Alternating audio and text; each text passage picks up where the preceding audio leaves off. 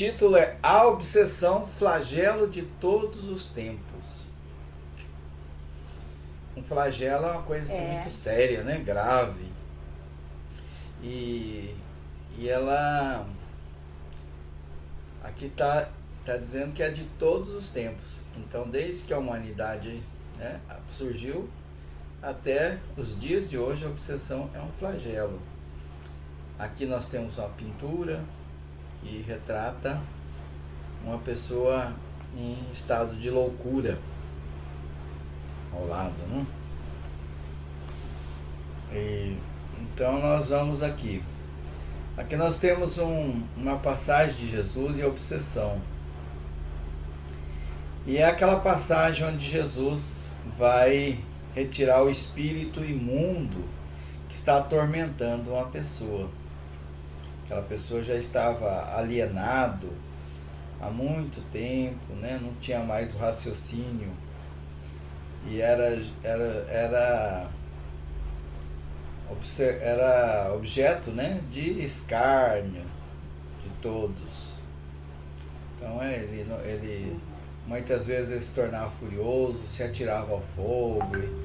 Então era uma pessoa que, aos olhos daquelas pessoas, estava dominado pelos demônios.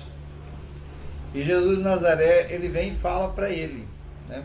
Fala com a pessoa. E a pessoa, aliás, ele põe as mãos, né, para ele, né? Primeiro. E daí ele diz assim: Jesus de Nazaré, que tens tu contra nós? Deixa-nos. Vieste perder-nos? Era uma pessoa só, mas falando no plural. Então ali a gente entende que não era a pessoa que estava falando, mas os obsessores, os espíritos que estavam envolvidos com ele. E as pessoas que estavam observando ficaram todos surpresos, porque aquela pessoa não falava mais. Ela estava tão dominada, tão subjugada pelos espíritos, que elas nem mais se comunicavam. E de repente ela se comunicou com Jesus, e daquela forma. Aquele homem era incapaz de ter qualquer tipo de raciocínio.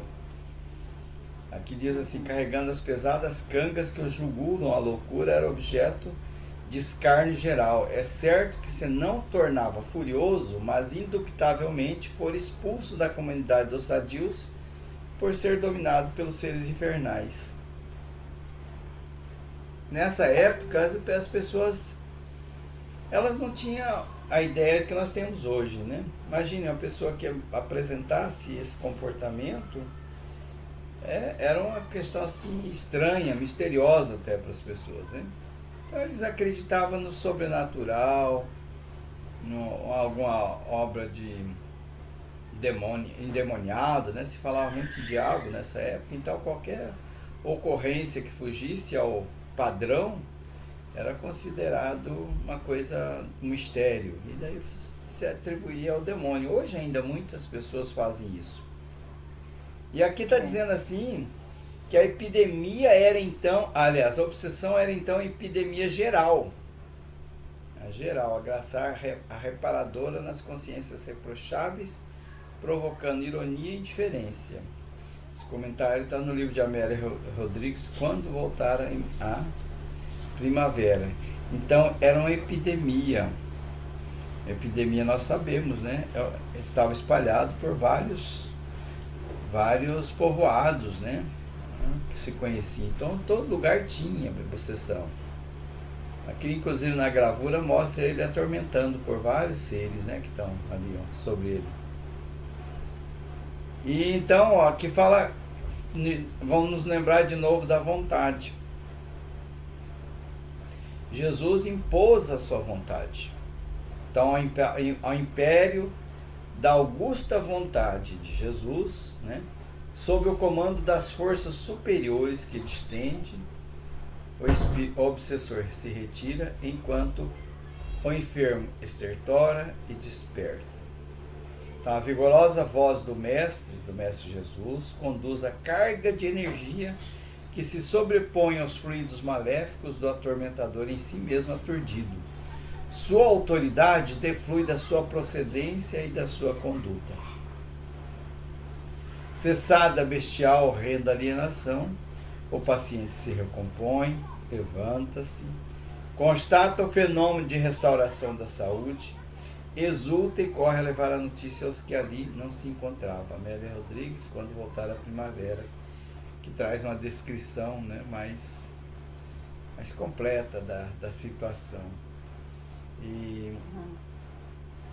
Então veja que foi um processo de desobsessão, né? Só pela vontade, pela energia que Jesus gerava, essa energia promoveu a cura instantânea. Esse era Jesus. Promoveu uma... Agora nós temos que considerar o seguinte: Jesus disse assim: o que eu faço, podeis fazer, e muito mais. Olha só. Muito mais. Hein? E muito mais. Então, o que falta para que nós sigamos Jesus nessa tarefa de trabalhar em prol do próximo? O que nos falta? A vontade. A vontade, aquela boa vontade, aquela vontade vigorosa, né? E a boa vontade, quando a gente coloca esse adjetivo, né, boa vontade, tem um valor enorme, porque a boa vontade é carregada com a nossa recuperação moral, né? Nós precisamos ter... Cristo, ele tinha moral para falar com energia, com autoridade, para todos, encarnados e desencarnados, né? Então, ele falava assim com autoridade de quem, né, faz, de quem é um espírito superior, que pratica as boas obras, que segue o caminho do nosso Senhor Deus, né? Que é aquele que segue a lei de Deus. Então ele promoveu ali uma cura instantânea. E nós, com todas as nossas dificuldades e os nossos equívocos, promovemos também curas, e até instantâneas. Nós vamos ver em algumas passagens que também promovemos. É claro que não é tal qual Jesus Cristo. Ainda que nós tenhamos essa dificuldade, ainda que nós ainda não estejamos, né, no patamar assim de moralidade tão avançado, mas Deus é tão misericordioso que nos dá esse poder de fazer o bem, de ajudar o próximo, com essa energia magnética, com essa vontade de auxiliar. Então, quando nós desenvolvemos a vontade, a gente consegue sim. Tem muitos exemplos com muitos resultados bons a respeito desse processo. Então, o socorro às obsessões era da intimidade dos apóstolos. Todos conheciam isso. Era comum naquela época, né? Então, aqui está dizendo, aqui alguns exemplos que evidencia essa questão de que era comum.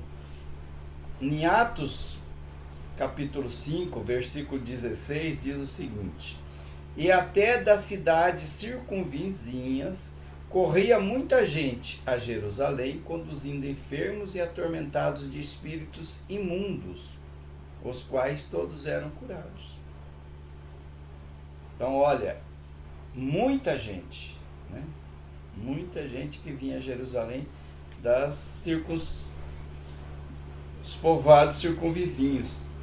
Eram enfermos e atormentados de espíritos imundos.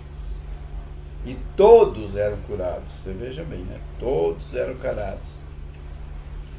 Então, aqui um comentário de Emmanuel, no livro Pão Nosso, diz assim: o tratamento de obsessões, portanto, não é trabalho excêntrico. Em nossos círculos de fé renovadora.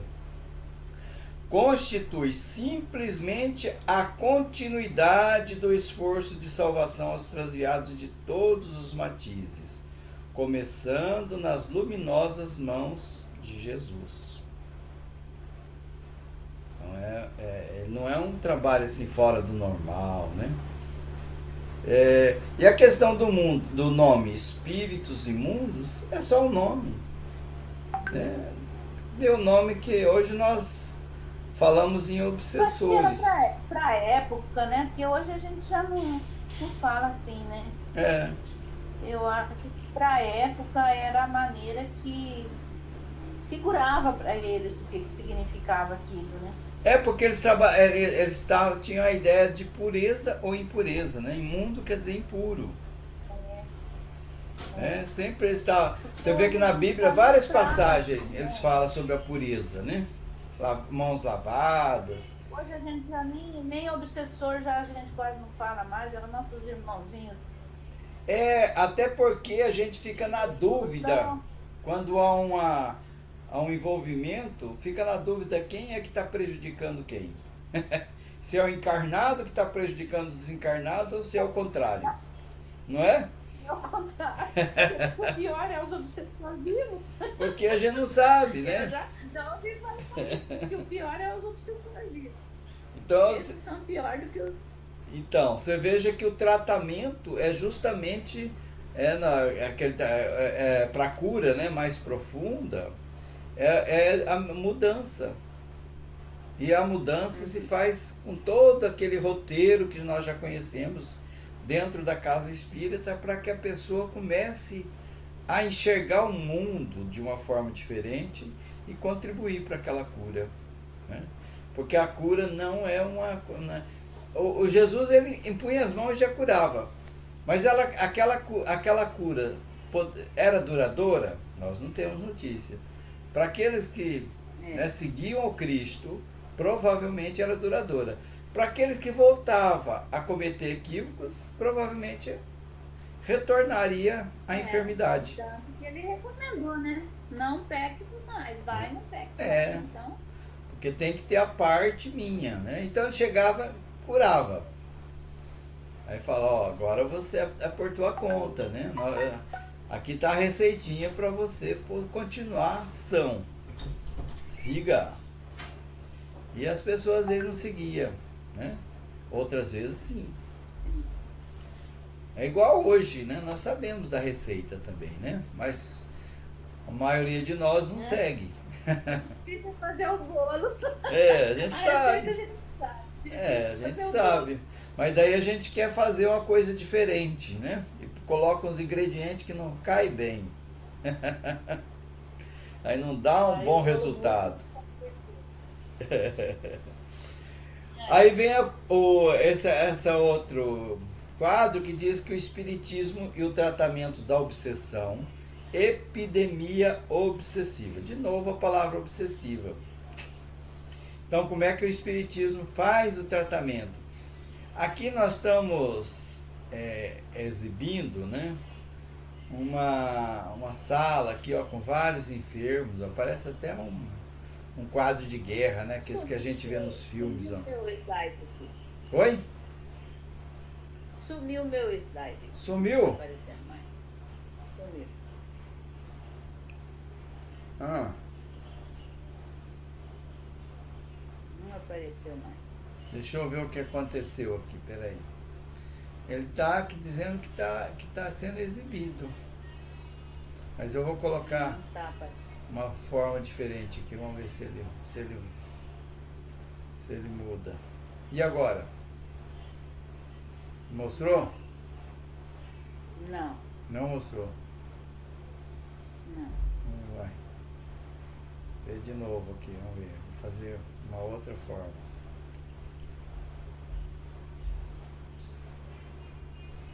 Mostrou? Não. Será que não é o meu aqui? Pode ser porque aqui pra mim tá dizendo que tá mostrando, mas... Aí não sei. Podemos continuar assim mesmo? Ah, você tirou a sua imagem aqui, vamos ver. Peraí. Tá. Fui tentar arrumar aqui. Ah, certo. Ai. Não, pode continuar.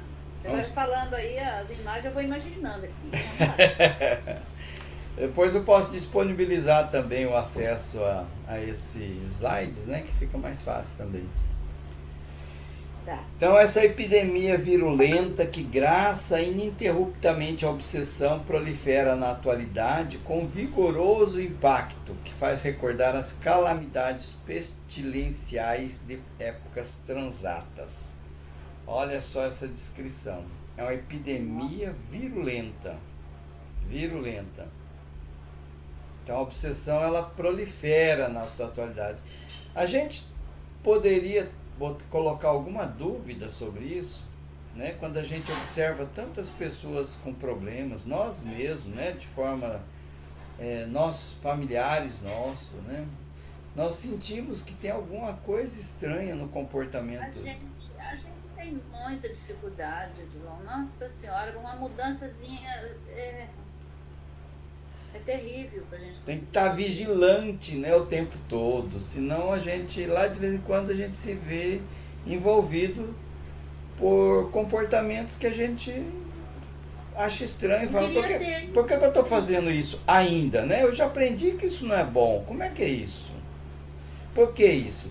Porque eu ainda estou numa sintonia que eu atraio esses irmãos e eu acabo convivendo com isso. Você sabe quando a gente não nota, quando a gente começa, que a gente está naquela fase que quer mudar o outro, aí a gente não vê os defeitos da gente. Mas quando você se volta para você, aí você vê o tanto que é difícil. Porque quando a gente está só olhando o defeito do outro, a gente não vê na gente, a gente acha que a gente é perfeito. Sim. Aí quando a julga gente começa o outro, a entender, né? que o defeito é meu, aí a coisa muda de figura. E aí você vê a dificuldade que é. Por isso que o Cristo disse pra gente ser bem firme conosco mesmo, né? Para que a gente se enxergue. E toda vez que a gente vê alguma coisa no outro, enxergar em nós mesmos. Eu tenho isso aí. A gente enxerga e tem a solução ainda do problema do outro. Então a gente buscar em nós mesmos.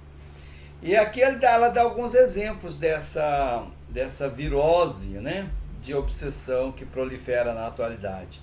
Ei-la presente em toda parte. Aqui, na feição de sexolatria desvaiada, na expressão voluptuosa dos entorpecentes e barbitúricos, na exteriorização das renhidas disputas de poder transitório, nas questiúnculas dissolventes do egoísmo. Então, ó, você vê, todos esses itens, eles são exemplos, né, de processos obsessivos, né? E é fácil a gente perceber isso, né, pelo comportamento nosso e de outras pessoas nessas áreas, né? Alguns são dominados pela sexolatria, isso aí as próprias noticiários, né, estão carregados de informações a respeito.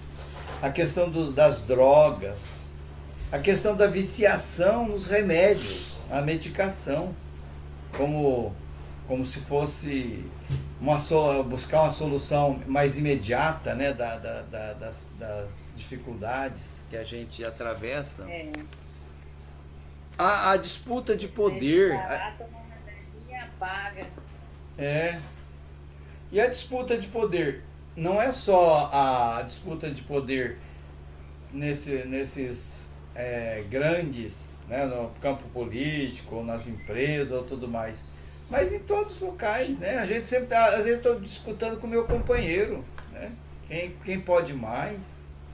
Estou disputando com uma criança, estou disputando com um superior meu, ou com uma pessoa que está numa hierarquia semelhante ou inferior. Então a disputa de poder. Na rua. Tô dando de dedo na rua a quem me contraria as minhas vontades. É disputa de poder isso aí. E daí quando acontece isso, eu tô sozinho? Claro que não. Tem a companhia de irmãos que gostam também dessa questão. Nunca estou só, né? Tenho, como disse o Cristo ali atrás, né, no exemplo que o Cristo trouxe, às vezes tem uma multidão junto comigo para fazer essas palhaçadas, essas arruaças, esses desatinos. Os seguidores são bastante. Eu diria até que é um pouco mais do que seguidores, são comparsas mesmo, né? São nossos iguais, né? Semelhantes, né? A gente gosta disso. Quando a gente tem o orgulho assim mais exacerbado, a gente gosta de impor, A torcida da arrogância. Nós gostamos de ser arrogante, né? De ter isso. Aí fala nas questiúnculas dissolventes do egoísmo. Então, as pequenas coisinhas a gente mostra que eu só penso em mim, que eu não penso no outro. Quando a gente recebe um elogio, nossa, a gente se desmancha todo. O que é isso? E agora, como é que a gente faz para vencer isso? Recursos para vencer essa epidemia. Aqui ele mostra a capa do Evangelho segundo o Espiritismo, de Allan Kardec, e tem um comentário aqui do livro Sementes de Vida Eterna, é um livro que tem diversos espíritos que trazem mensagem nele. E ele diz assim, né? Primeiro vem a questão, recursos para vencer a epidemia. Ele diz assim, através do Evangelho. Entretanto, encontramos o antídoto eficiente contra a sua proliferação, o amor.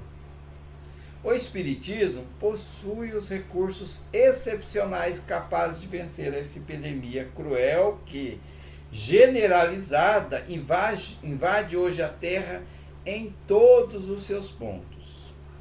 Aquele que encontrou Jesus já começou o processo de libertação interior e de desobsessão natural. Então é o Evangelho, o amor.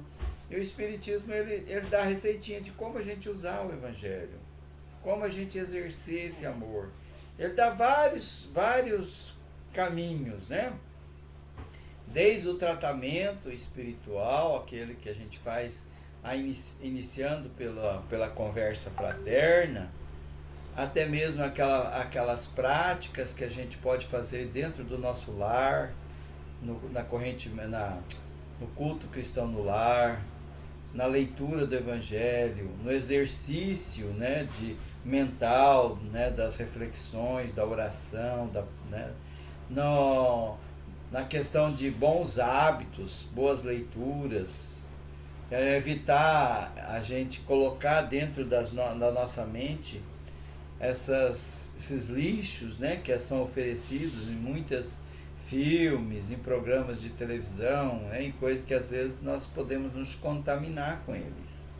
Então a gente tem várias receitinhas e nas palestras espíritas eles nos orientam, né, a esse caminho. Mas nós estamos falando em obsessão, e o que é obsessão mesmo? Vamos ver lá no Evangelho segundo o Espiritismo a definição que Kardec deu no capítulo 28, item 81. Ele diz assim: a obsessão é a ação persistente que um espírito mau exerce sobre o indivíduo. Então, a obsessão então, é aquela ação que está o tempo todo. Aquele pensamento que vem, eu expulso ele, penso em outra vez, vem de novo, eu expulso de novo, vem.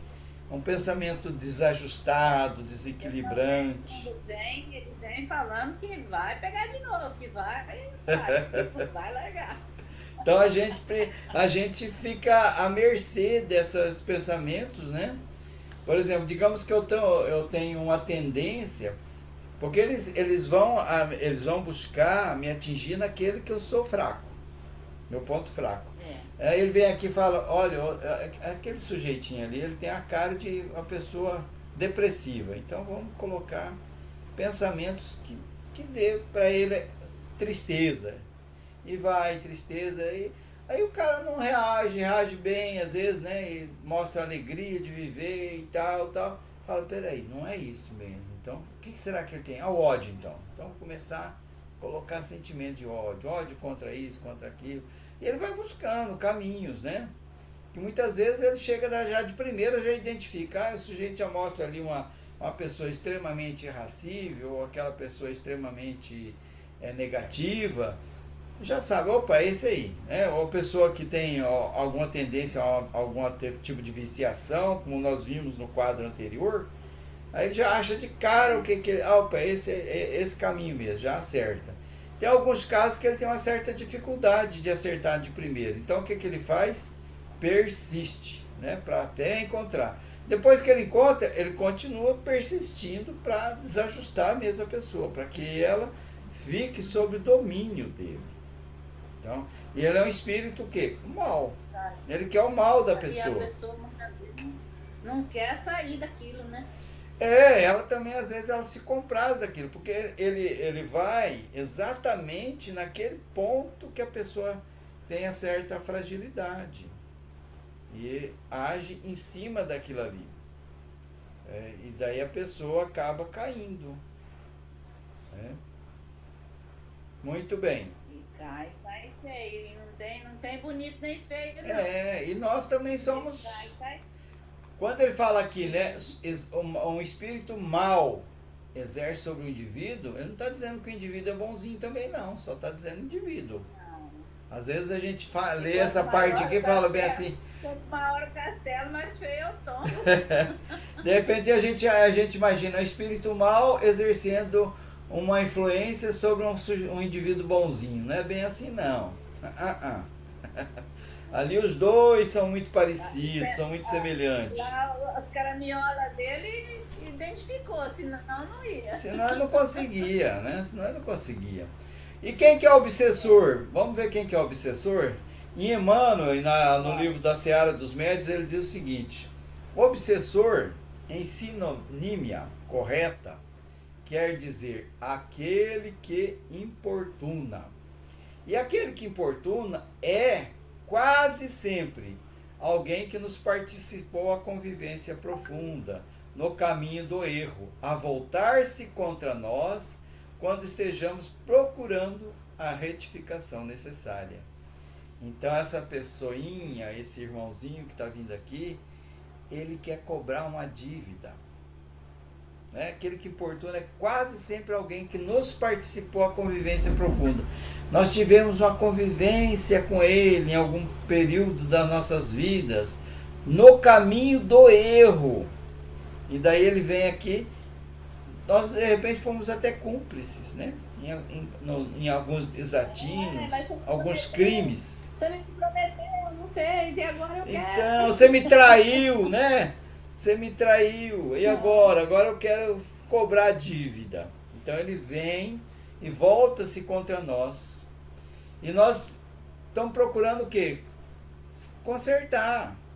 Por isso que nós estamos encarnados. Nós fizemos toda aquela programação reencarnatória, conversamos com a espiritualidade, alguns amigos espirituais, né, planejaram conosco como é que seria a nossa vida, para a gente reparar as coisas.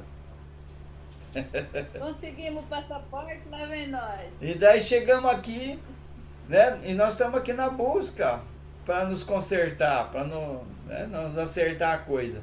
Aí vem ele e fala, não vai se consertar não. Pera aí que eu vou colocar um pouquinho de tempero nessa coisa. E daí, se a gente não fica firme naquele projeto de vida de se melhorar, de novo a gente cai. E aí de novo a gente se vê numa situação difícil. Muitas vezes estão rotulados, olha como é os obsessores, muitas vezes estão rotulados com belos nomes. Vestem roupa carnal. Olha, às vezes o nosso obsessor é o meu companheirinho que está ali ao lado, encarnado, né? Que ele está falando que nem sempre é desencarnado, né? Chamam-se pai, chamam-se pai, ou mãe, esposo, ou esposa, filhos, ou companheiros familiares na lareira doméstica. Em algumas ocasiões, surgem para os outros Hein? Eu estou nessa parte. Eu acho que todos nós temos uma encrenca desse tipo aí. Eu estava vivenciando uma situação difícil com o marido, né? Aí eu não estava satisfeita, pedia para Deus resolver. Aí Deus levou o marido. Mas deixou a situação pior para mim.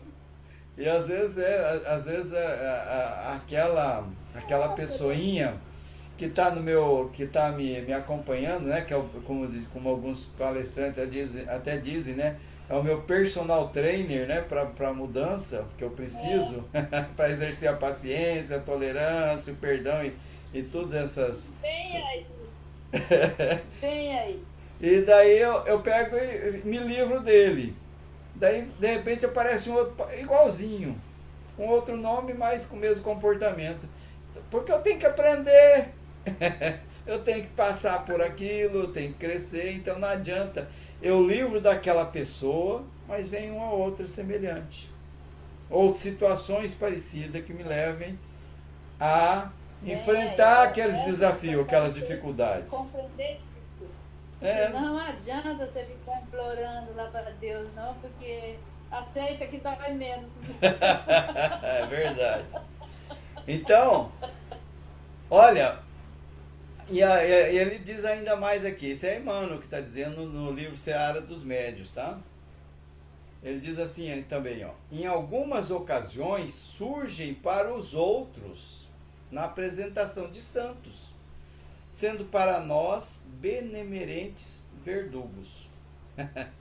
Então, aos olhos das outras pessoas, são, o cara é tão bom, né? Eu não sei por que fulano reclama dele, a pessoa é tão boa, né? É um santo. Mas vai ficar com ele junto para você ver no dia a dia, né? Benemerentes verdugos. Obsessores visíveis e invisíveis são nossas próprias obras, espinheiros plantados por nossas mãos. Então, não adianta a gente falar, não, isso não é justo, Senhor. Como é que você me deu uma encrenca dessa? Não faz isso comigo, não. Aí ele está dizendo, são nossas próprias obras. Eu construí aquilo, eu plantei esse espinheiro com as minhas próprias mãos, como diz aqui Emmanuel. Aí vem um outro quadro que diz assim, grau de constrangimento e natureza dos efeitos da obsessão. Então, qual que é o grau, né, de domínio que a gente tem e os efeitos que ela traz para nós. Então, isso aqui foi trazido da Revista Espírita de Allan Kardec, de outubro de 1858. Então, ele traz aqui a obsessão e diz assim, a obsessão, né, é a ação quase permanente de um espírito estranho, que faz com que a vítima seja induzida por uma necessidade incessante a agir nesse ou naquele sentido, a fazer tal ou qual coisa. Então a obsessão é aquela ação que o espírito vem para fazer. Às vezes a pessoa até faz comportamentos completamente ridículos, né? Como foi dito ali no exemplo de Jesus, né? O cara louco, né? Não falava mais, emudeceu, mas fazia coisas estranhas, se atirava no fogo, né? Desmaiava, dá convulsão. Outros de repente ri sem motivo, outros ficam conversando, né? Assim, coisas desconexas. Quer dizer, ele leva, esse espírito estranho leva a vítima a ter um comportamento diferente, né? Um comportamento, e ele sente necessidade de ter aquele comportamento, de fazer aquela coisa. A pessoa, por exemplo, que se envolve com droga, a pessoa que é muito, de repente, muito nervosa, né? Se ofende à toa, briga à toa. Tudo isso pode ser processos de influenciação de um espírito estranho. Ele faz ele agir. Agora, já a subjugação é uma opressão moral que paralisa a vontade daquele que a sofre, impelindo-o às mais despropositadas ações. Então, a subjugação é aquele processo obsessivo mais grave, de domínio mesmo. Até Kardec, quando começou, né, ele tinha aquela palavra possessão. Aí ele falou, vamos substituir essa palavra por subjugação. Porque possessão dá a ideia assim, que o espírito vem e entra no corpo da vítima, né? Mas não acontece isso. Subjugação, então, é uma palavra que é mais adequada. Ele vem e influencia aquela pessoa de tal modo que ela perde totalmente a vontade. E ele começa a fazer coisas de forma assim, bastante despropositada. Então, paralisa a vontade da vítima. E tem um outro tipo de obsessão que é a fascinação.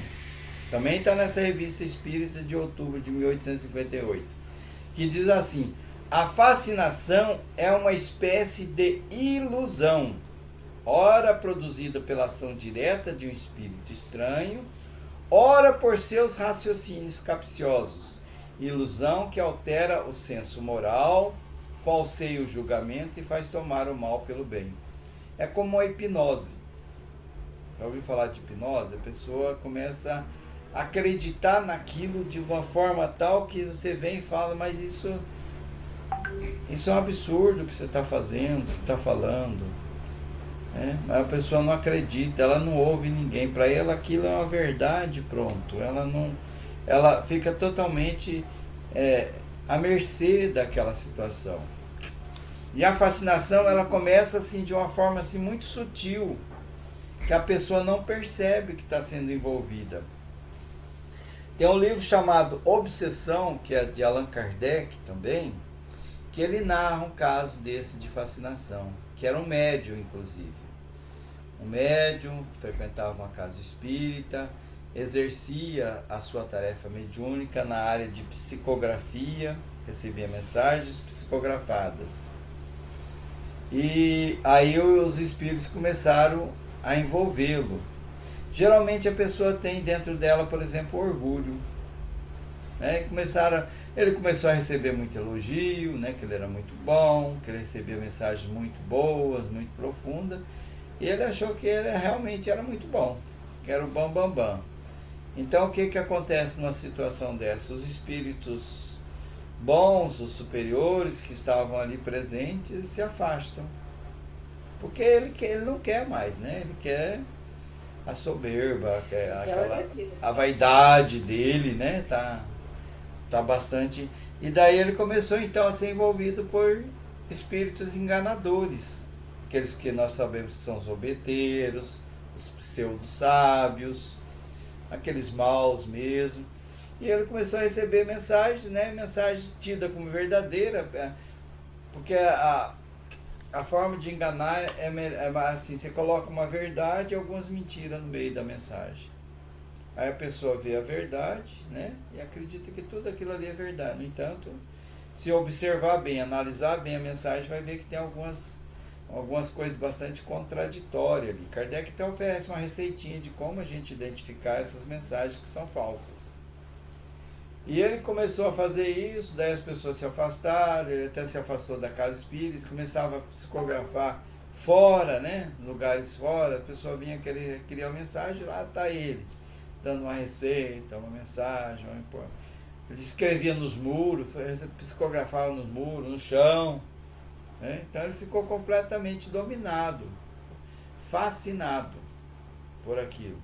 Então esse é um caso, um exemplo que Kardec traz, mas tem muitos outros. Que ele começa assim, a pessoa não percebe. Às vezes nem aqueles que estão com ele não percebem, que ele está fazendo isso. E pode levar a casos muito graves. Nós conhecemos, por exemplo, na história, acho que teve um pastor, Jim Jones, que levou um monte de gente ao suicídio. Se matou, 900 e poucas pessoas lá nos Estados Unidos se mataram, achando que ia para o céu e coisa. Então, as pessoas são iludidas, sofrem. Então, nesse exemplo que eu dei do Kardec, é uma pessoa. Pode acontecer uma fascinação coletiva, uma hipnose coletiva, que foi o caso esse outro que eu citei também. E quais são as causas da obsessão? Allan Kardec, em A Gênese, diz assim: pululam em torno da terra os maus espíritos. Então tem muitos maus espíritos em torno da terra, em consequência da inferioridade moral de seus habitantes. Aí está a causa. Nós ainda estamos numa sintonia inferior. Nós ainda nos compraz as coisas erradas. Nós ainda temos muito apego às questões materiais, aos prazeres da matéria. Nós ainda carregamos muitas viciações morais. E isso é a nossa inferioridade moral. E nós viemos aqui na Terra para quê? Justamente para vencer isso aí. E quem são esses espíritos? São nossos treinadores, para ver se a gente venceu mesmo. Porque se a gente vem aqui só tem bons exemplos, coisas boas, né? Só influências boas, nós não vamos saber se nós vencemos os defeitos mesmo, né? Então eles são necessários para que a gente vença a nós mesmos. Né? Esse é o nosso grande desafio. Olhar para dentro de nós, parar de responsabilizar o tempo, as pessoas, as coisas, e assumir o nosso compromisso e a nossa responsabilidade. Dizem alguns, né, que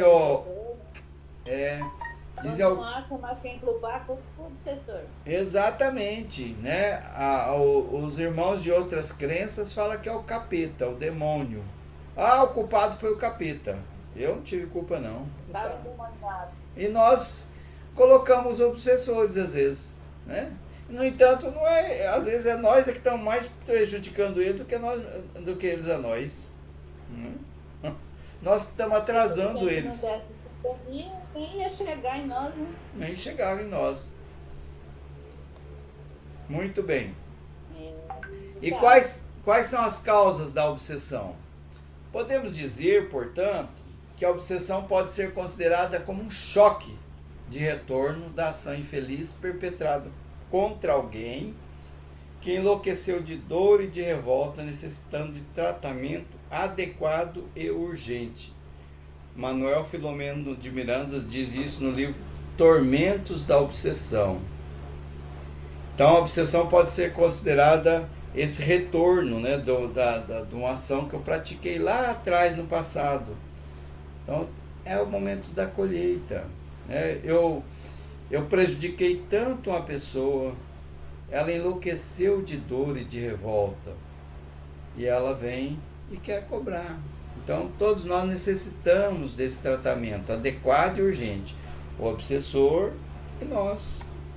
Quando a gente se trata, nós contribuímos para que o obsessor também se melhore, se avance, né?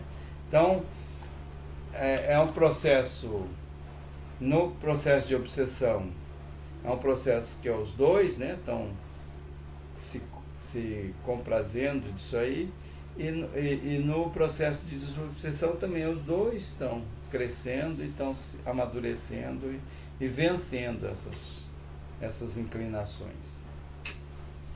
E quanto às causas dos obsessores, aqui diz assim: os espíritos maus farejam as chagas da alma. Isso aí que está no Evangelho segundo o Espiritismo.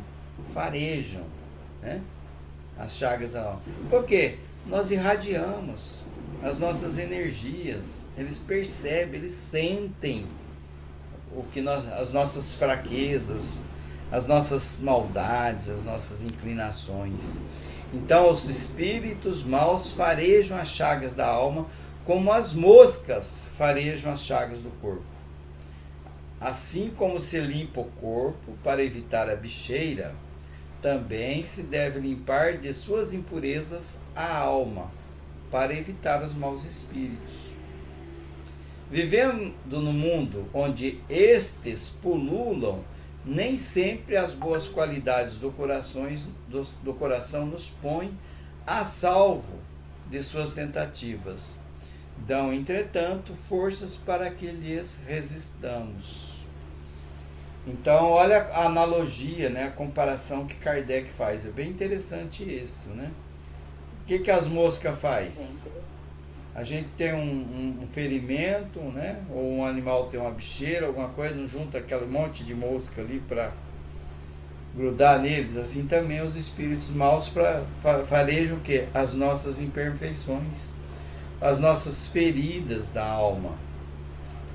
E como é que a gente vence uma bicheira? Limpando, né? Limpando ela, desinfeccionando, né? Para que as moscas não se sintam mais atraídas por ela. E o que nós temos que fazer conosco mesmo? Melhorar a nossa condição, as nossas emoções, os nossos sentimentos, colocar em nossos corações qualidades boas qualidades. Esse comportamento não vai evitar que eles não se aproximem da gente, não. Mas vai nos fortalecer para que a gente resista ao mal. Para que a gente não entre naquela sintonia e comece a praticar as coisas equivocadas também. Então nós estamos num mundo onde tem muitos espíritos assim. Então nós vamos ter sempre o assédio, as influências e tal. Mas nós podemos resistir. É o tal do resistir às tentações, que está na prece do Pai Nosso. Nós precisamos resistir. Não é? Então é como as moscas. Como é que você faz para espantar a mosca da sua cozinha, né? Quando tá lá juntando mosca lá, eu deixei uns pratos lá por lavar e a lixeira também tá cheia e vem encher a mosca. Eu pego um paninho de prato, pá, espanto. Isso não vai resolver. Resolve. Volta tudo. O que eu tenho que fazer? O que eu tenho que fazer? Lavar os pratos, retirar a lixeira, né? Limpar ela. Fazer uma... Já dizia Raul, né? Já dizia Raul na música que a mosca vai matar um também outro no seu lugar. Pois é, não vai resolver. Eu vou espantar e elas voltam, né? Não vai dar certo. Volta. E se não voltar elas, volta outras, como diz o Raul, né? Volta as outras. Existem sinais da obsessão em desenvolvimento? Como é que a gente sabe que nós estamos nesse caminho da obsessão? Sinais da obsessão em desenvolvimento. Aqui está dizendo assim, isso aqui é também do livro Nos Bastidores da Obsessão, de Manuel Filomeno de Miranda. Ele diz assim, ó, o encarnado conduz em si mesmo os fatores predisponentes e preponderantes. Então, os fatores da obsessão, ela está em mim, que me predispõe, né, que me coloca numa situação de candidato à obsessão. E aqueles fatores assim que preponderam, ela vai dizer aqui, ó, o candidato ao processo obsessivo, ele é irritável. Aquela pessoa que qualquer coisinha tira ele do sério, pavio curto. Que ele lá é um forte candidato a ser obsediado, porque ele está lá falando, vem obsessor, que eu quero, né? Aquela pessoa, não, mas eu não consigo me controlar, não. Se as pessoas vêm, me falam um desaforo, leva. Leva mesmo. E essa é a pessoa, né? Ele está falando, aí eu não mudo, eu não tolero isso. Eu reajo mesmo. Veio para cima de mim, encontra. Né? Esse é o irritável, é um candidato. O nostálgico, não. Hein? Aqui não, né? É um candidato. Quebrar o nariz. O irritável, né?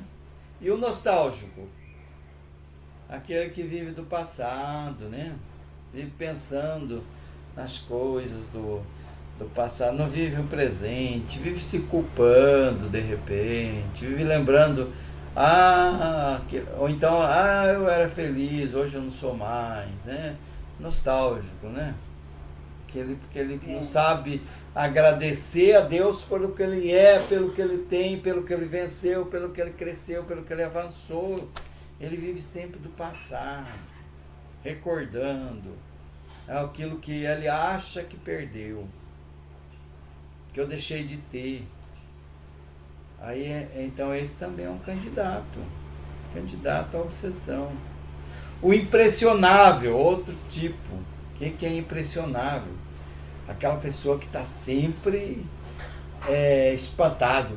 Alguém vem, aconteceu uma coisa, nossa, Será que vai acontecer comigo também? Olha, não, né? Olha, fulano ali manifestou uma doença, como é que chama a doença que tá agora aparecendo, do macaco lá? Esqueci o nome. Varíola do macaco. Varíola do macaco. Nossa, tá chegando perto, vai atingir a mim, né? Aconteceu um assalto. Aí se você for olhar a probabilidade, em 1 milhão de pessoas aconteceu, digamos, 5 assaltos. Nossa, eu não posso sair na rua que eu vou ser assaltado. Puxa vida, você é um cara sortudo mesmo, né? Em 1 milhão de pessoas, 5 vai ser você. Não é? Tá? Isso é impressionável, ele está sempre impressionando, né? E para coisa negativa, para coisa ruim. Ele sempre acha que, olha, vai cair um cometa e vai cair na minha cabeça. Né? Eu sou premiado para coisa ruim. Não, então esse é um sinal, né? O intercâmbio pode começar nos instantes de parcial desprendimento pelo sono, quando então, encontrando o desafeto ou sua vítima, sente espicaçar do remorso ou remorder da cólera. Então, só um pouquinho assim. Tiago, senta aqui e assiste comigo, querida. Minha aula. Fingindo que tá dormindo só pra não lavar a louça. Senta aqui, filho.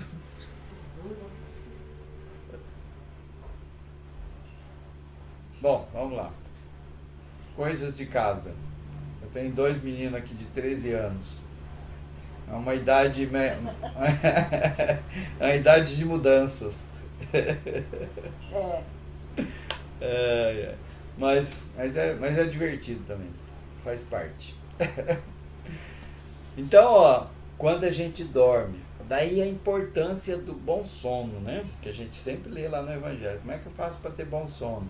Oração, boas leituras, bons pensamentos, meditação, toda essa questão. Na hora de dormir, eu assisti aquele filme brabo, né? Aquela notícia ruim, terrível, não é bom, não.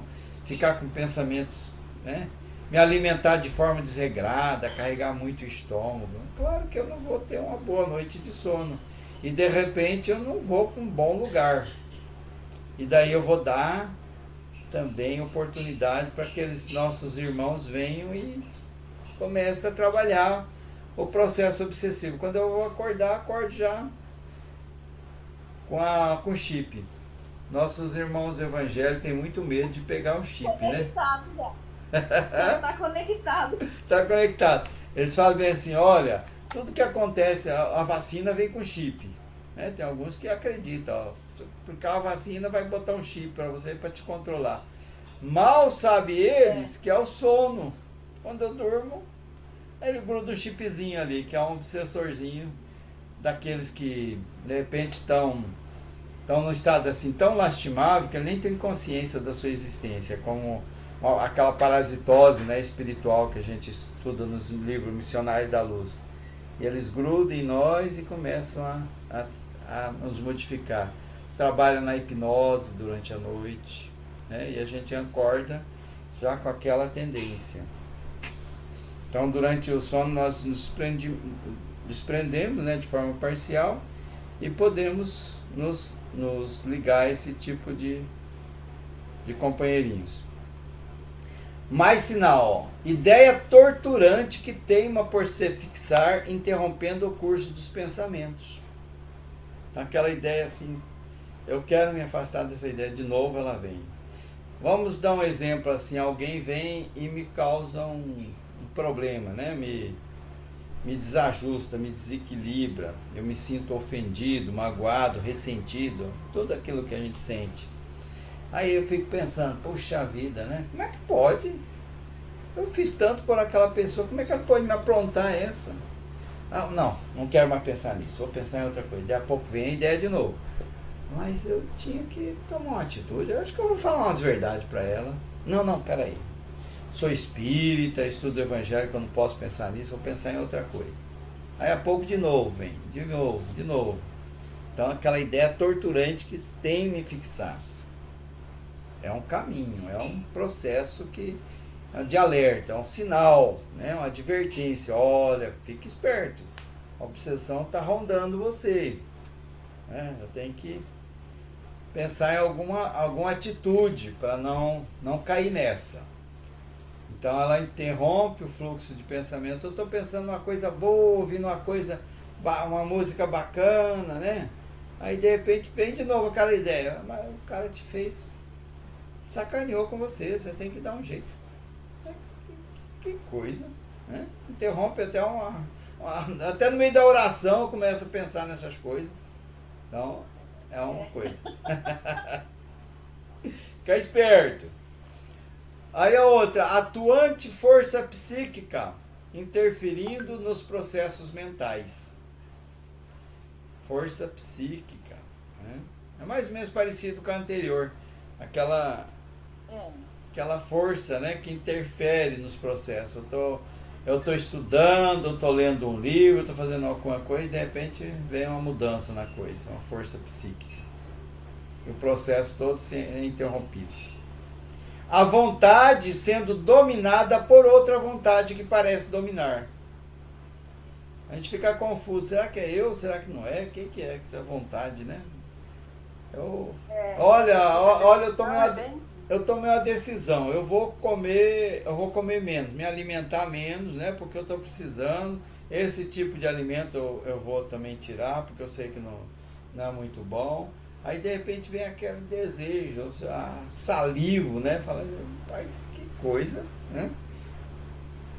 Só hoje. Só hoje, né? Só hoje.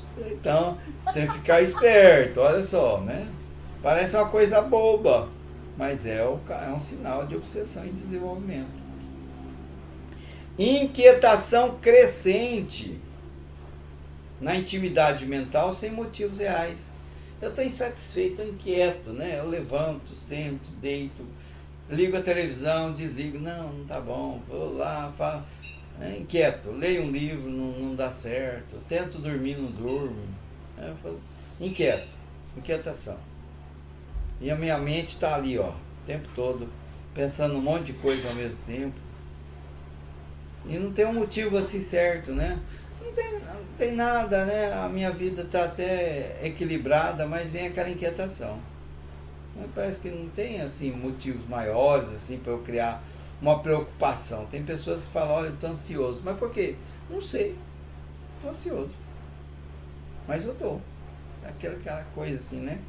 Aquela inquietação. É um sinal também. Quando sinta, agora vem a conclusão do Manuel Filomeno de Miranda.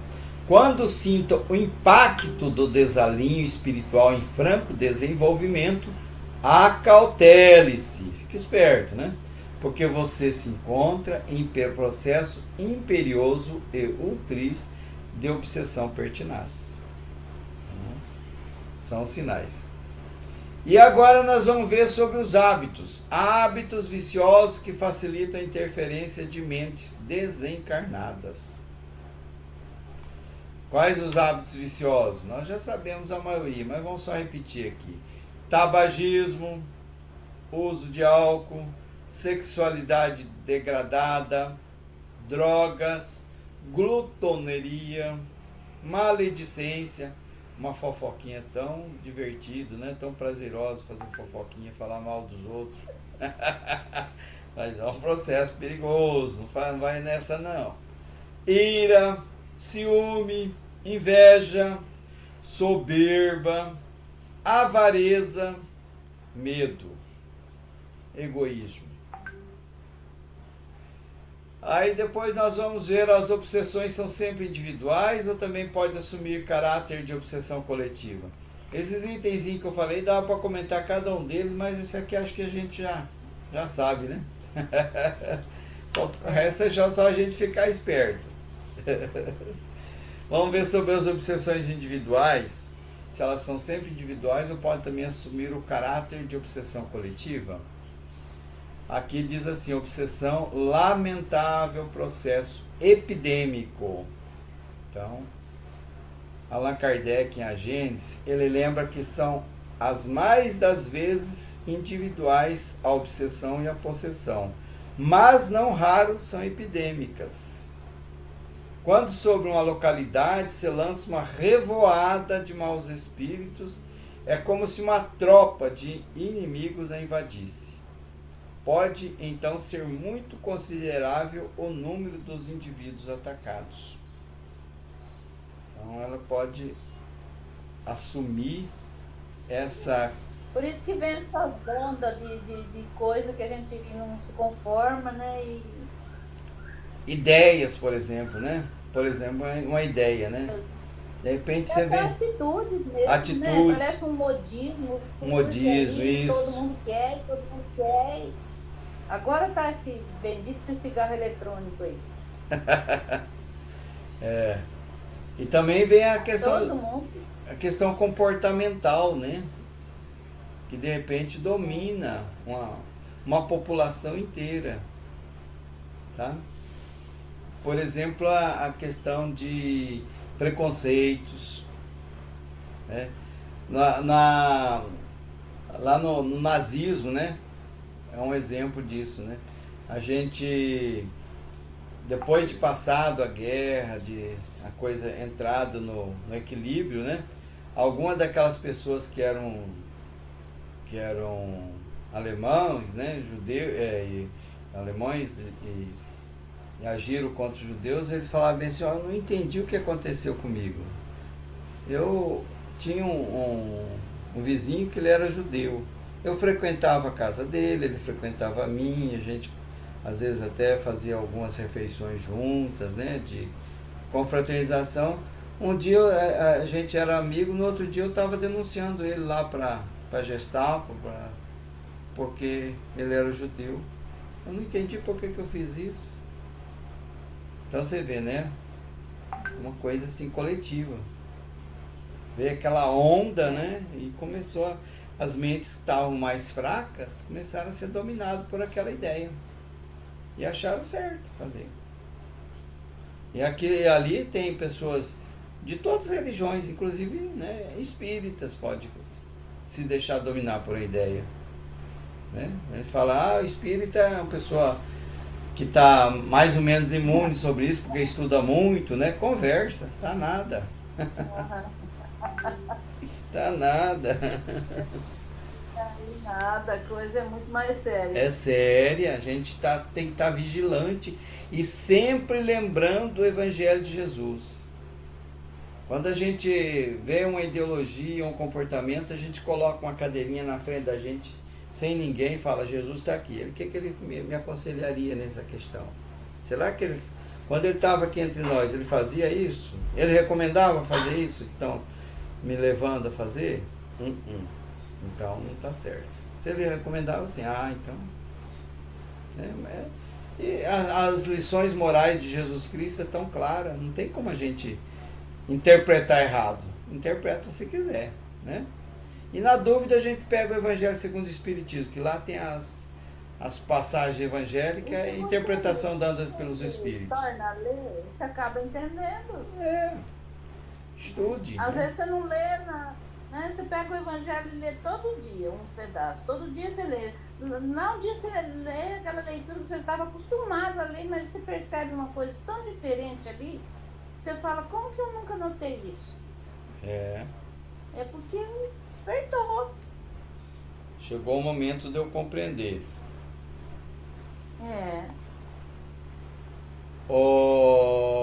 Então vem a mecanismo que possibilitam o contágio. Estamos falando em contágio, né? Em vírus, né? Em situações similares a uma virose, né? Sob obsessão. Né? Estamos fazendo uma analogia com a virose. Uma virose que nem foi essa aí essa do macaco mesmo aí, que é a recente, né? É mesmo. É uma sementinha que nasceu aí. Então, quais os mecanismos de contágio obsessivo, né, que possibilita esse contágio? Então, esse aqui está na Revista Espírita de maio de 1867. Então, Allan Kardec comenta aqui assim, os pensamentos atraem os pensamentos da mesma natureza. que os fluidos atraem os fluidos similares, compreende-se que cada indivíduo traga consigo um cortejo de espíritos simpáticos, bons ou maus, e que, assim, o ar seja saturado de fluidos em relação com os pensamentos que predominam. Se os maus pensamentos forem em minoria, não impedirão que as boas influências se produzam, pois estas as paralisam. Então, o pensamento. O meu pensamento atrai aquele pensamento similar. Então, eu vou trazer sempre um cortejo, uma grande quantidade de espíritos que se afinizam com aquele tipo de pensamento meu. Bom ou mal, não importa. Se eu tenho pensamento mal, vou atrair mal. Se eu tenho pensamento bom, vou atrair mal. Então o ar está saturado desses pensamentos. Imagine, nós pensamos o tempo todo, nunca paramos de pensar. E todos pensam. Então o ar está saturado desses pensamentos. E o que predomina? O tipo de pensamento que é emitido pela pessoa. Então se um alimento, né? Então se os maus forem minoria, eles vão predominar. É claro que as boas influências, né, também paralisa a ação desses maus. Se tem uma grande quantidade, eles não conseguem influenciar. Agora, se nós temos os nossos maus pensamentos, nós vamos ser influenciados, sim. Mecanismo de contágio obsessivo. Qual o mecanismo? Esse aqui está no livro Missionários da Luz, de André Luiz. No lar, na via pública, no trabalho, nas diversões, cada criatura recebe o alimento mental que lhe é trazido por aqueles com quem convive, temperado com o magnetismo pessoal de cada um. Você viu que ele comparou com a alimentação nossa aqui, né? Colocou até a palavra temperado. Cada um de nós temos um tempero, né? Então eu trago aquele alimento e ofereço para a pessoa. Não agrada, mas aí em mim. E se ele pega, pronto. No lar, na via pública, no trabalho, nas diversões. Está tendo uma ampla oferta de fluidos, de energias mentais, de pensamentos, que são alimentos que eu recebo ou não, dependendo da sintonia que eu estou. Eu estou o tempo todo envolvido com isso aí. O homem absorve matéria mental em todas as horas do dia, ambientando-a dentro de si mesmo, nos círculos mais íntimos da própria estrutura fisiológica. O pensamento é matéria mental, é matéria. O pensamento tem força, ele gera energia, que essa energia que dá origem a tudo que existe no universo, que vem do fluido cósmico universal, que dá origem a todos os elementos que constituem esse amplo universo. Então, nós absorvemos essa matéria dentro de nós e modificamos a nossa estrutura fisiológica, inclusive, nossa estrutura física. Ela, por exemplo, ela pode fortalecer o nosso sistema imunológico ou enfraquecer. Daí a explicação que uma pessoa pega uma doença e outra não. Por quê? Tem alguma coisa diferente na estrutura dela, que repele, né, que se defende. Isso só para um pequeno exemplo, né? Mas tem muitos outros que nós poderíamos trazer aqui, dessa influência que modifica o campo físico. A coletividade e os espíritos afins, a identidade dos gostos e das ideias. Isso aqui também está em O Livro dos Espíritos, na pergunta 521, que diz assim, ó: tendo o homem espíritos que com ele simpatizam, claro é que nos corpos coletivos a generalidade dos espíritos que lhe votam simpatia está em proporção com a generalidade dos indivíduos. Os espíritos estranhos são atraídos por essas coletividades, pela identidade dos gostos e das ideias. Então, se individualmente nós temos essa questão da simpatia, né? Ou todo nós atraímos, nos corpos coletivos também, né? Por isso que no momento onde estão todos assim com aquele mesmo tipo de pensamento, é claro que nós vamos atrair também aquela coletividade que tem essa similaridade, essa semelhança. Então, por identidade de gostos e das ideias. Daí a necessidade de estarmos vigilantes quanto a essas ideias. Esses processos de obsessão epidêmica, obsessão coletivas, elas são comuns? De novo vem a pergunta. Aí vem a obsessão coletiva simples. Isso aqui está no livro Dramas da Obsessão, de Bezerra de Menezes, psicografia de Ivone Pereira. Uma citação aqui, um caso, né, que ele narra com o personagem do Dr. Bezerra de Menezes, um assistente por nome Roberto, Leonel e seus 10 filhos, no posto de assistência aos necessitados. Atendimentos à família do Leonel. Então é uma narrativa de uma obsessão coletiva simples. Aí ele fala aqui assim, ó: certa noite, após o receituário, deteve-se o médium responsável pelo gabinete em que se processava o melindroso mandato, na súplica ardorosa para visitação espiritual no ambiente doméstico, atacado de singulares manifestações de provações intensas e dolorosas. Então o médium estava vibrando, né, em favor daquela família que estava sendo importunada pela visitação, né, desses espíritos obsessores. Aí diz aqui, ó: rogo algo tentares como espírita que és, a benefício da família do nosso amigo Leonel. Desde a morte do pobre Leonel, verificada, como sabes, por um suicídio, em tão trágicas condições, a família inteira sente ímpetos para o suicídio. Então, o Leonel morreu, né, desencarnou por suicídio, e a família toda manifestava essa tendência a também ir para o suicídio. Isso aqui dá em Bezerra de Menezes, então, Dramas de Obsessão. E como é que era o ambiente do lar do Leonel?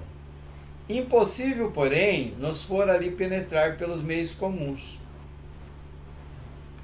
A espiritualidade estava tentando ingressar no lar do Leonel, mas a densidade vibratória ali era asfixiante no recinto. O clima obsessor que expandia malefícios em derredor do lar, sinistrado por la onda de tragédia a que ele se adaptava.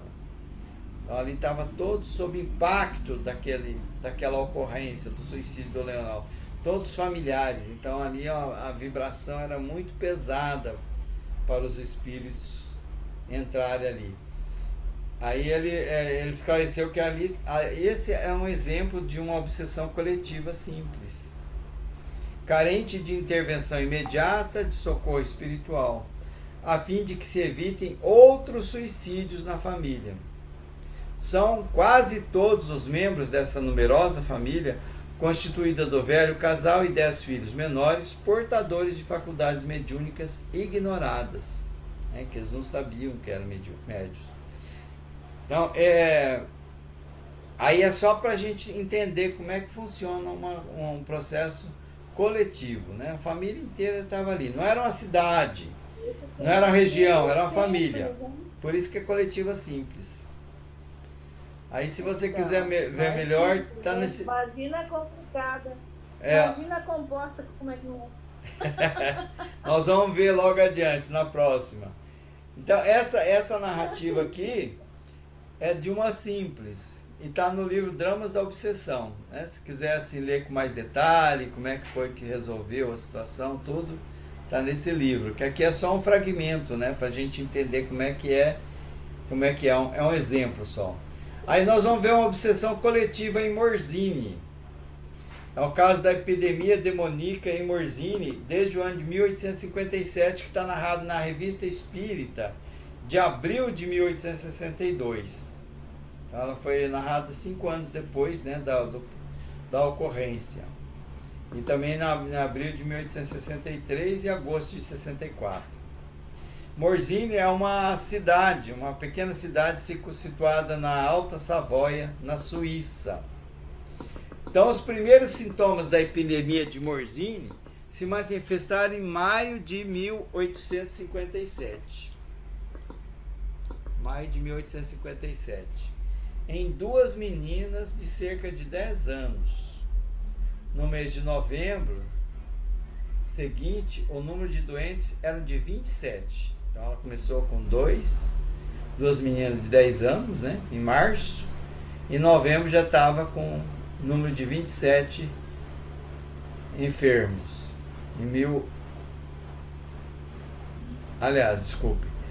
No mês de novembro seguinte, o número de doentes era de 27. É isso mesmo, de março para novembro. Em 1861, atingiu a cifra máxima de 120.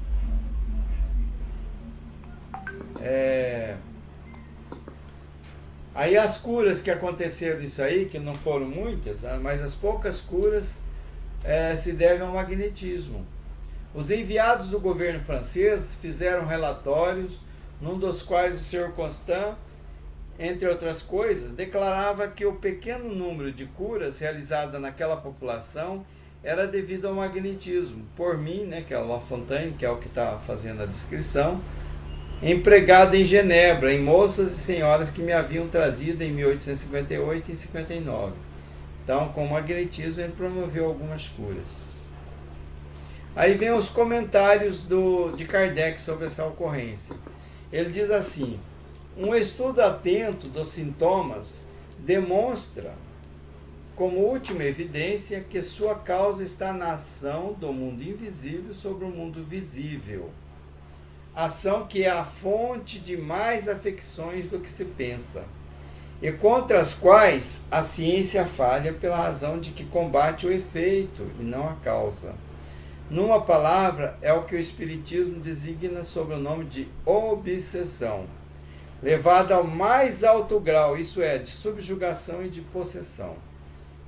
Ele fez essa narrativa na revista de agosto de 1864. Então ele vai dizer aqui a verdadeira causa daquelas enfermidades, que as pessoas não entendiam nada que estava acontecendo. Aí tem uma outra narrativa também, que é a obsessão coletiva em Madagascar. É o caso do Ramanejana, fenômeno obsessivo coletivo, descrito como sendo de ordem política, sobre a imposição de um espírito de uma rainha inimiga do progresso. Então a provocação foi uma questão política. Isso aí está narrado na Revista Espírita de 1865. Os personagens é o Radama II, né, o rei, e quem transcreveu aqui foi Kardec. E aconteceu em Tananarive, Madagascar, em 1863. Qual que era a intenção dos espíritos?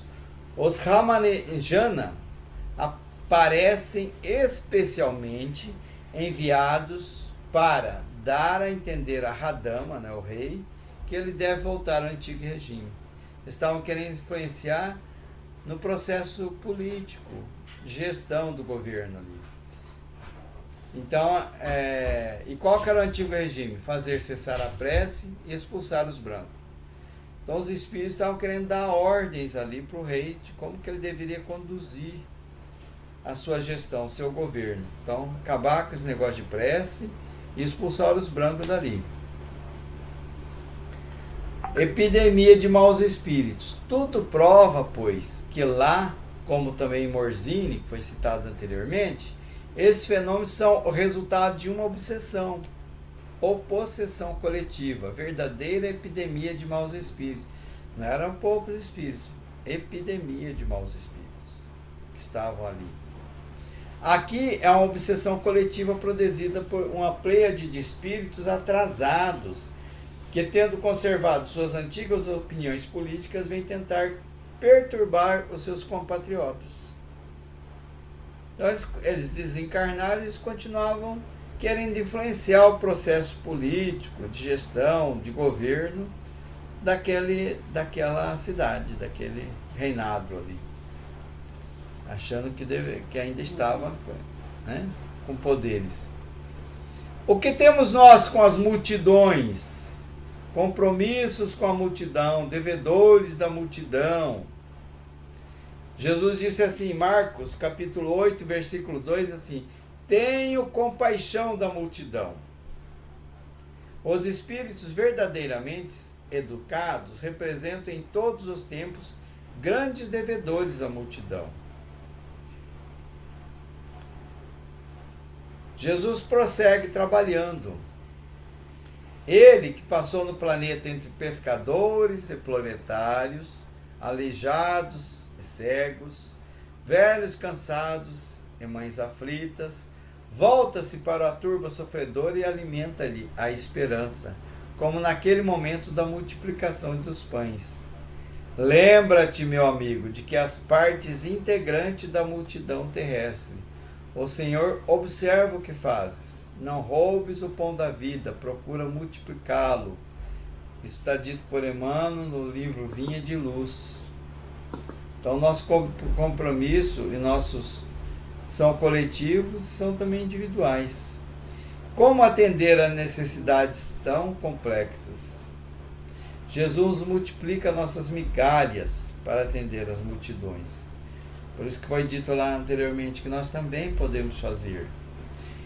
Nós também podemos ajudar. Nós somos servidores do Cristo. E tendo mandado que a multidão se assentasse sobre a relva, tomou os 5 pães, os 2 peixes, e erguendo os olhos ao céu, os abençoou. E partindo os pães, deu-os aos discípulos, e os discípulos à multidão. Está em Mateus capítulo 14, versículo 19. Então Jesus tem essa capacidade de multiplicar os bens, os benefícios. Então, o processo de cura, ele pode ser feito coletivamente por nós também. Jesus multiplica, nós, como foi dito em uma parte do curso de corrente magnética, nós somos dínamos, geradores de energia. E nós geramos essas energias numa quantidade pequena, energia magnética animal, e a espiritualidade vem e multiplica aquilo ali, centuplica, eles dizem até, centuplica aquela energia para beneficiar uma quantidade maior de irmãos necessitados. Muitos aprendizes recuam ante a extensão da tarefa. Entretanto, seu servidor fiel caminha para o Senhor, a migalha de suas luzes é imediatamente suprida pelo milagre da multiplicação. De vez que Jesus, considerando a oferta espontânea, abençoar-lhe ao patrimônio pequenino, permitindo-lhe nutrir verdadeiras multidões de necessitados. Então não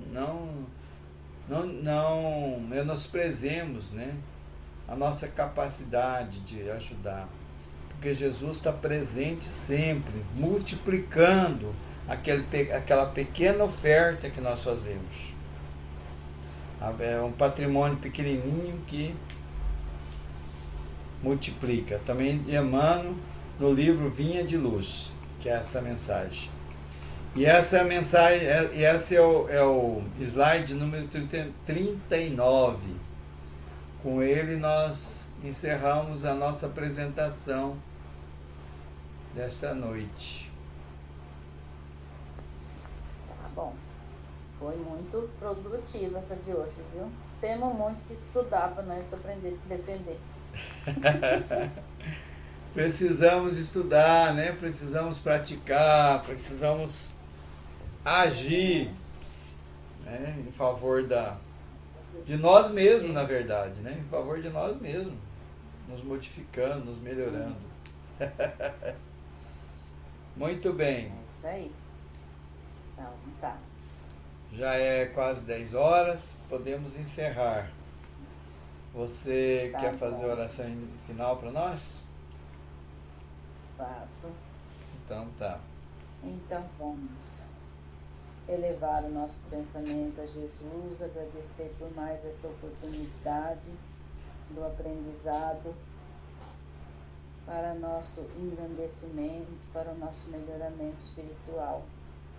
E que cada vez mais os bons espíritos nos intuam e nos acompanhem, nos auxiliem, para que nós possamos vencer